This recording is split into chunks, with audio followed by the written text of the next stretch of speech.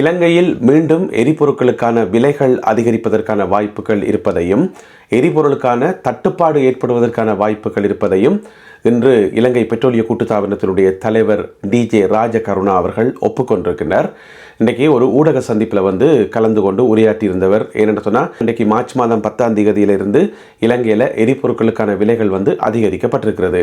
ஏற்கனவே இலங்கை பெட்ரோலிய கூட்டுத்தாபனம் சொன்னது அதிகரிக்க மாட்டோம் என்று சொல்லி, ஆனால் இப்போ அதிகரிச்சிருக்கிறோம். அதற்கான காரணம் புரிஞ்சு கொள்ளக்கூடியது தான். ஏனென்று சொன்னால், சர்வதேச ரீதியாக எரிபொருட்களுக்கான விலைகள் அதிகரிச்சுட்டு போகிறது எங்கள் எல்லாருக்குமே தெரியும். அப்போ இது சம்பந்தமாக உத்தியோகபூர்வமாக ஒரு விளக்கம் என்று சொல்லத்தானே வேணும் பொதுமக்களுக்கு. எனவே அதற்காக ஒரு ஊடக சந்திப்பை நடத்தியிருந்தவர் இலங்கை பெட்ரோலிய கூட்டுத்தாபனத்தினுடைய தலைவர் ராஜகருணா அவர்கள். அதன் போதுதான் சொல்லியிருக்கார். என்னென்று சொன்னால், பொதுமக்கள் அனைவரும் எரிபொருட்களை சிக்கனமாக பாவியுங்கள், தயவு செய்து வீணாக்க வேண்டாம், சிக்கனமாக பாவியுங்கள் என்று சொல்லி. அப்போ எதற்காக இப்படி சொல்லப்பட்டேன்னு சொன்னால், இன்னுமே எரிபொருட்களுக்கான தட்டுப்பாடு நீங்கல, எரிபொருட்களுக்கான விலைகள் இன்னுமே அதிகரிக்கிறதுக்கான ஒரு வாய்ப்பு தான் இருக்குது. அதை நேரடியாக சொல்லலை. ஏன்னா சொல்ல மாட்டேன் இப்போ பொதுமக்களை சும்மா அச்சப்படுத்தக்கூடாதுக்காக. இருந்தாலும் அவர் சொல்ல வந்த கருத்து என்னென்னு சொன்னால், தயவு செய்து அனைத்து பொதுமக்களும் எரிபொருட்களை சிக்கனமாக பாவிக்கவும் என்று சொல்லியிருக்கார். அப்போ ஊடகவியலாளர்கள் கேட்டது, எதற்காக திடீரென்று இவ்வளவு விலைகள் அதிகரித்து நீங்கள் திடீரென்று இன்றைக்கு அதுவும் 24 ரூபா, 25 ரூபா, 23 ரூபா இந்த கணக்கில் எதுக்கு அதிகரிச்சினீங்க என்று சொல்லி. அதுக்கு பெட்ரோலிய கூட்டுத்தாபனத்தினுடைய தலைவர் சொல்லியிருக்கார். இப்போ அண்மை காலமாக பொதுமக்கள் அளவுக்கு அதிகமாக எரிபொருட்களை வாங்கியது தான் காரணம் என்று சொல்லி, நிறைய வாங்கி பதுக்கி வச்சது தான் காரணம் இந்த தட்டுப்பாட்டுக்கு. அதனால தான் விலைகளை அதிகரிக்க வேண்டி என்று சொல்லி அவர் சொல்லியிருக்கிறார். இருந்த போதிலும் கூட சர்வதேச ரீதியாக என்ன நடந்து கொண்டிருக்கிறதுன்றது எங்களுக்கு தெரியும். இந்த நிமிஷம் வரைக்கும், இந்த காணொலியை நீங்கள் பார்த்து கொண்டிருக்கிற இந்த நிமிஷம் வரைக்கும் எதுவுமே நிச்சயப்படுத்தப்பட்டதில்லை. ஏன்னா மத்திய கிழக்கில் என்ன வேணுமென்றாலும் நடக்கலாம் என்று சொல்லி இன்றைக்கு கூட அமெரிக்கா அறிவிச்சிருக்குது. இன்றைக்கு செவ்வாய்க்கிழமை மார்ச் மாதம் 10ஆம் தேதி செவ்வாய்க்கிழமை ஈரானுக்கு இதுவரை பார்க்காத ஒரு கருப்பு நாளாக இருக்கும் என்று சொல்லி அமெரிக்கா எச்சரிக்கை விடுத்திருக்கிறது.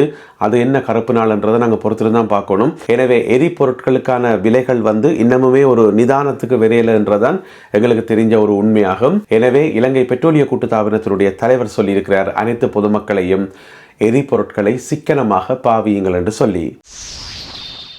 மத்திய கிழக்கில் ஏற்பட்டிருக்கிற இந்த பிரச்சனைகள் காரணமாக இலங்கையில் ஒரு கடுமையான பொருளாதார நெருக்கடி வரத்துக்கான வாய்ப்புகள் இருக்கு என்று சொல்லி பொருளாதார அறிஞர்களும் ஆய்வாளர்களும் எதிர்வு கூறியிருக்கிறார்கள். இப்போ எல்லாத்துக்குமே அடிப்படை போக்குவரத்து தானே. இப்போ இலங்கை எவ்வளவோ பொருட்களை வெளிநாடுகளிலிருந்து இறக்குமதி செய்யுது. எனவே எண்ணெயின் விலை அதிகரிக்கும் போது நாங்கள் நிற்கக்கூடாது, தனியாக எண்ணெயின் விலை தான் அதிகரிச்சிருக்குது, தனியாக பெட்ரோல் விலை தான் அதிகரிச்சு கண்டில்லை, அதோட சம்மந்தப்பட்டது. அப்போ பெட்ரோல் விலை அதிகரிக்கக்குள்ள கப்பல் போக்குவரத்துக்கான கட்டணங்கள் அதிகரிக்கும். கப்பல் போக்குவரத்துக்கான கட்டணங்கள் அதிகரிக்கக்குள்ள பொருட்களுடைய விலைகள் அதிகரிக்கும். ஒரு பொருளாதார நெருக்கடியே உருவாகும் என்று சொல்லி இப்போ பொருளாதார ஆய்வாளர்கள் எதிர்வு கூறுகிறதன் காரணமாக இலங்கை அரசாங்கம் என்ன செய்திருக்கு தெரியுமா? ஒரு குழு ஒன்று அமைத்திருக்கிறார்கள். அதாவது பொருளாதார கண்காணிப்பு குழு என்று சொல்லி ஒரு குழு ஒன்று அமைத்து, அந்த குழுவினுடைய வேலை என்னன்னு சொன்னால், எல்லாத்தையும் கண்காணித்து கொண்டிருப்பார்கள். சர்வதேச ரீதியாக என்ன நடக்குது, இலங்கையை சுற்றி என்ன நடக்குதுன்னு சொல்லி பார்த்துட்டு என்னென்ன விஷயங்கள் செய்யணும், இலங்கை அடுத்த கட்டமாக என்னென்ன நடவடிக்கைகள் எடுக்கணும் என்று சொல்லி உடனுக்குடனே ஆலோசனை சொல்வார்களாம் இலங்கை அரசாங்கத்துக்கு. அப்போ திடீரென்று இப்படி ஒரு குழு அமைக்கப்பட்டதுக்கான காரணம் என்னன்றதை நாங்கள் யோசிச்சு பார்த்தாலே எங்களுக்கு விளங்கும். ஒரு பொருளாதார நெருக்கடி ஒன்றுக்கு மக்கள் தயாராக இருக்கணும் என்றது. எனவே தொழில் அமைச்சர் அனில் ஜெயந்த அவர்களுடைய தலைமையில் தான் இந்த குழு அமைக்கப்பட்டிருக்கிறது. இது ஜனாதிபதி அனுரகுமார திசாநாயக்க அவர்கள் சஜஸ்ட் பண்ணியிருந்தவர். இப்போ அமைச்சரவை அதற்கான அங்கீகாரத்தை வழங்கியுள்ளது. எரிபொருட்களுக்கான விலைகள் கூடுது, கப்பல் போக்குவரத்துக்கான கட்டணங்கள் உயருது, பொருளாதார பிரச்சனை வரப்போகுது என்று சொல்லி நாங்கள்லாம் இங்கே கவலைப்பட்டு கொண்டிருக்கிறோம். ஆனால் இந்த பாதாள உலக குழுக்காரருக்கும் போதைப் பொருள் கடத்தல்காரருக்கும் ஒரு தட்டுப்பாடும் கிடையாது. நினைக்கிறேன் அவையிட்ட தாராளமாக எண்ணெய் இருக்கு போறதுக்கு. ஏனென்றால் அவர்களால் அனுப்பப்பட்ட படகு கொண்டு இப்போ இலங்கையை நோக்கி வந்திருக்காம். இலங்கையை நோக்கி கடற்படையினர் அந்த படகை கைப்பற்றியிருக்கிறார்கள். இலங்கைக்கு தென்புறமாக, அங்கே தான் ஒரே பிரச்சனை, எப்போ பார்த்தாலும் இலங்கையினுடைய தென்புறமாக சர்வதேச கடலில் இந்த படகு கைப்பற்றப்பட்டிருக்கிறது. இன்றைக்கு மார்ச் மாதம் 10ஆம் தேதி உள்ளுக்குள்ளே போயிட்டு கடற்படையினர் செக் பண்ணி பார்த்தா 600 கிலோ போதைப் பொருள் இருக்காம். கொஞ்சம் நஞ்சம் இல்லை, 600 கிலோ போதைப் பொருட்கள். அது மட்டும் இல்லாமல் உள்ளுக்குள்ள ஆயுதங்களும் வச்சிருந்திருக்கிறோம். எனவே அந்த ஆயுதங்கள் எல்லாமே இப்போ மீட்கப்பட்டிருக்கிறது. இந்த கப்பலை கரைக்கு கொண்டு வரதுக்கு 2 நாட்கள் ஆகுமாம் என்று சொல்லப்படுகிறது. இந்த தகவல்கள் எல்லாத்தையும் பொதுமக்கள் பாதுகாப்பு அமைச்சர் ஆனந்த விஜயபால அவர்கள் சொல்லியிருக்கின்றார். இப்போ தான் 7ஆம் தேதி ஒரு கப்பல் ஒன்று பிடிபட்டு அதில் ஏதோ 102 கிலோ போதைப் பொருள் இருந்து அதை ஒரு மாதிரி கரைக்கு கொண்டு வந்தது. திக்கோ வீட்டை கரைக்கு கொண்டு வந்து அதுக்கு இருந்த 6 பேர் கைது செய்யப்பட்டது. பிறகு பார்த்தீங்கன்னு சொன்னால் 10ஆம் தேதி 7ஆம் தேதி ஒரு படகு, பிறகு 10ஆம் தேதி ஒரு படகாக வந்து கொண்டே இருக்குது. எனவே அவைக்கு இந்த எரிபொருள் பிரச்சனை, இந்த சர்வதேச நெருக்கடி, இந்த டோவால் அடிக்கிறது ஒரு பிரச்சனையும் இல்லை. அவைக்கு அவைன்ற பாட்டில் வந்து கொண்டே இருக்கணும். எனவே வந்து பிடிபட்டு கொண்டே இருக்கணும். அது ஒரு வகையில் நல்லதுதான். எனவே இப்பொழுது இந்த படகு பிடிபட்டிருக்கிறது. நெடுநாள் மீன்பிடி படகு 2 நாட்கள் கழித்து அது கரை நோக்கி கொண்டு வரப்படும் என்று சொல்லி பொதுமக்கள் பாதுகாப்பு அமைச்சர் ஆனந்த விஜயபால அவர்கள் சொல்லியுள்ளார்.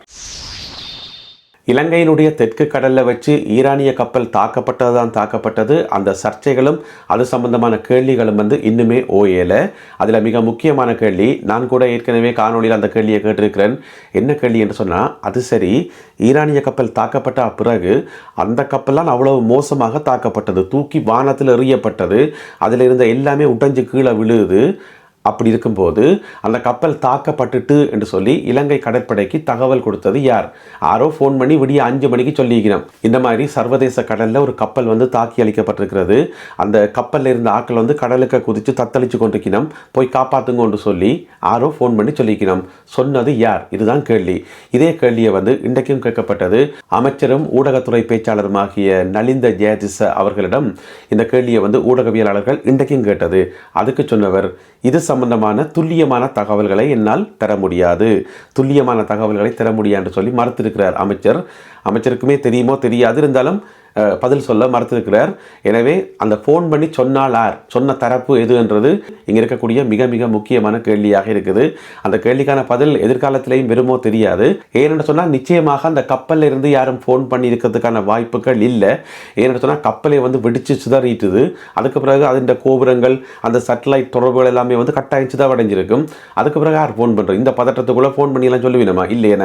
எனவே வேறு யாரோ தான் இதை சொல்லியிருக்கணும். யார் என்றது மர்மமாகவே இருக்குது. முன்னாள் பிரதி பொலிஸ்மா அதிபர் ஒருவர் இன்று கைது செய்யப்பட்டு பின்னர் பிணையில் விடுவிக்கப்பட்டிருக்கிறார். யார் அவர் என்று கேட்டீங்கன்னு சொன்னால், முன்னாள் பிரதி பொலிஸ்மா அதிபராக இருந்த பிரசாத் ரணசிங்க எந்த பகுதிக்கு பொறுப்பாக இருந்தவர் என்று சொன்னால், குற்றப்புலனாய்வு பிரிவுக்கு பொறுப்பாக இருந்திருக்கார். சிஐடியினருக்கு பொறுப்பாக இருந்திருக்கின்றார் பிரதி பொலிஸ்மா அதிபர். அப்போ ஏன் அவர் கைது செய்யப்பட்டவர் என்று சொன்னால், சில பல விசாரணைகளுக்கு இடையூறாக இருந்தார் என்று சொல்லி அவர் மேல் ஒரு குற்றஞ்சாட்டப்பட்டு லஞ்ச ஊழல் ஆணைக்குழுவால் இன்று கைது செய்யப்பட்டிருந்தார். இன்று காலை, அதாவது விசாரணைக்கு அவர் போயிருந்தவர் போன இடத்துல கைது செய்திருந்தார்கள். பிறகு இன்று மாலை அவர் பிணையில் விடுவிக்கப்பட்டிருக்கின்றார். எனவே இப்போ அவர் பதவியில் இல்லை, பதவியை விட்டு விலகிட்டார். முன்னாள் பிரதி பொலிஸ்மா அதிபர் தான். இருந்தாலும் அந்த பழைய இதை வச்சு கொண்டு விரட்டிக்கார் போல, ஆரியோ விரட்டிக்காவோடக்கு. அதனால் இன்றைக்கு கைது செய்யப்பட்டு பிணையில் விடுவிக்கப்பட்டுள்ளார். அமெரிக்காவால் இலங்கைக்கு அழுத்தம் இருக்குது என்று சொல்லி ஒரு செய்தி ஒன்று வந்தது. இந்த ஈரானிய கப்பல் சம்பந்தமாக அழுத்தம் கொடுக்கப்படுது என்று சொல்லி. பிறகு அமெரிக்க தரப்பில் சொல்லப்பட்டது, சீச்சி நாங்கள் ஒரு அழுத்தம் கொடுக்கல, நீங்கள் என்னத்தையா செய்யுங்க, பிரச்சனை இல்லை என்று சொல்லி அமெரிக்க தரப்பில் சொல்லப்பட்டது. எனவே அங்கே ஒரு கேள்வி ஒன்று இருக்குது, அழுத்தம் இருக்குதா இல்லையான்னு சொல்லி. சில விட வெளிப்படையாக அழுத்தம் கொடுக்க மாட்டோம்னு சொல்லி போட்டு மறைமுகமாக அழுத்தம் கொடுக்கலாம் தானே. எனவே அது ஒரு பக்கம் இருக்க, இலங்கைக்கு இன்னும் ஒரு அழுத்தம் ஒன்று வந்திருக்குது. இது பெரிய அளவில் அழுத்தம் இல்லை, சின்ன ஒரு அழுத்தம் உண்டு ரஷ்ய தரப்பிலிருந்து வந்திருக்குது. அதன் அழுத்தம் என்று சொன்னால் அது ஒரு சுவாரஸ்யமான கதை என்று சொல்லலாம். கொழும்பில் ஒரு புகைப்பட கண்காட்சி ஒன்று நடத்தப்பட்டது. உலகளாவிய ரீதியில் இருக்கக்கூடிய புகைப்பட கலைஞர்களால் எடுக்கப்பட்ட படங்களை எல்லாம் வச்சுக்கொண்டு ஒரு புகைப்பட கண்காட்சி.